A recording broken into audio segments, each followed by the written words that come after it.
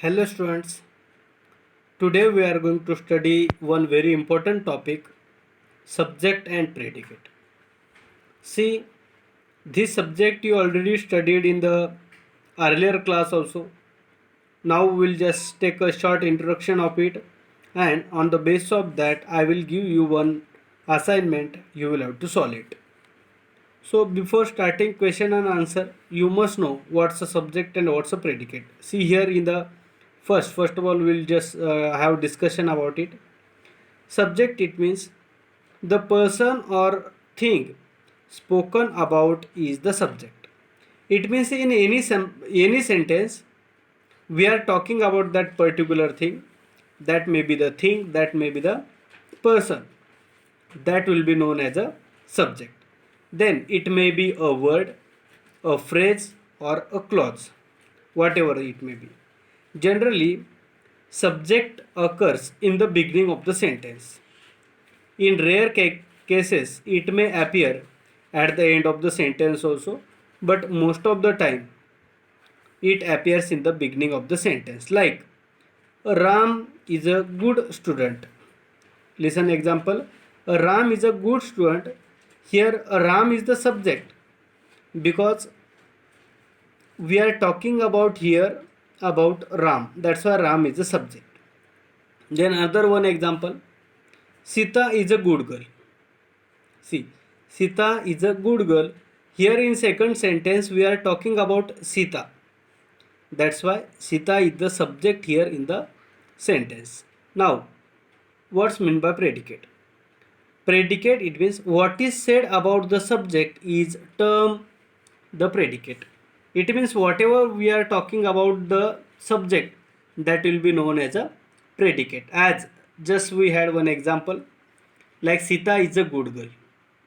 So Sita is the subject, but is a good girl, that's a predicate because we are talking about that Sita. So that's why remaining part will be considered as a predicate. As we discuss, subject occurs in the beginning of the sentence.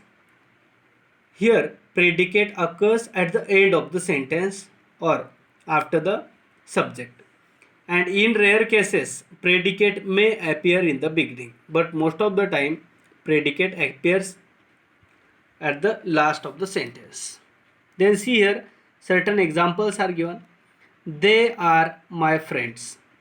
Here, we have to just classify this sentence into the subject and predicate. See, first one, they. We are talking about here they, that's why they is the subject. And then, are my friends. Are my friends, that's a predicate. And one thing you must know about the predicate also, it will have a verb also. It means that may be the main verb, that may be the helping verb. Remaining part we are going to consider in the predicate.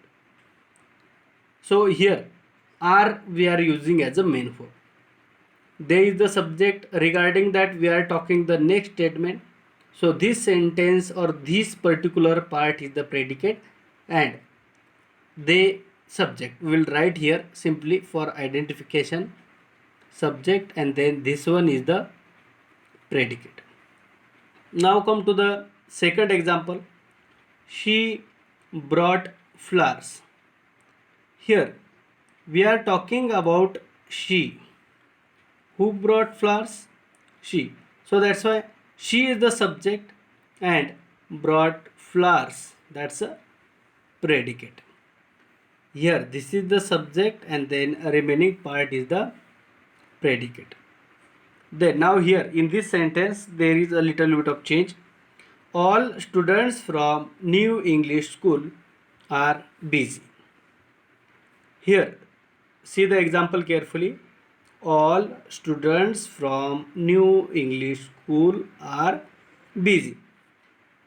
Here verb, where are you going to see the verb? All, no verb, student, no. Then again from, here it's the name of the school. So that's why this complete part will be known as the subject and are busy, that's a predicate. So sometime it may happen like subject may be the big and predicate may be the small. So don't be confused regarding this. This is the subject and this is the predicate.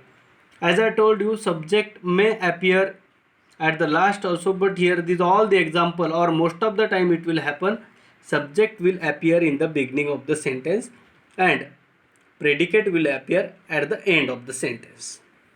See the next one, fourth example.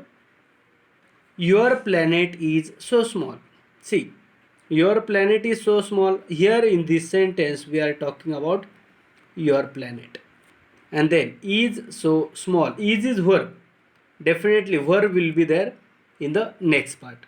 So here your planet is subject and is so small, that's a predicate. And one thing you must remember, that's a am, is, are, where, was, where, have, has, whatever these helping verbs are there. After these helping verbs, though there is a main verb, but that remaining part will be considered as a predicate. Now see here in this example, they should plant more trees.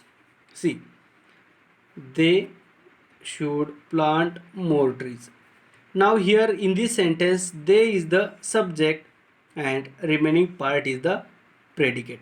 Here should is the modal auxiliary, plant is the main verb. So in this way, helping verb, modal auxiliary verb, whatever verbs are there, from that remaining part will be the predicate. Okay, now see here, our next example is there, that is from the continuous past tense. He was dancing in the rain. See, he was dancing in the rain. Here he is the subject and was dancing in the rain is the predicate. Here you shouldn't consider only dancing onwards. Whatever verb you are going to see, that may be the helping verb, that may be the main verb. From that remaining part we are going to consider as a predicate. So that's why he is the subject and remaining part is the predicate. So in this way, these all the examples are there. In this way, I will give you one another assignment to solve. Everybody must solve it, and in the very beginning, you must know what's meant by subject and predicate, because certain another grammar topics are there based on this. It will be easy for you for your upcoming grammar lessons. Thank you.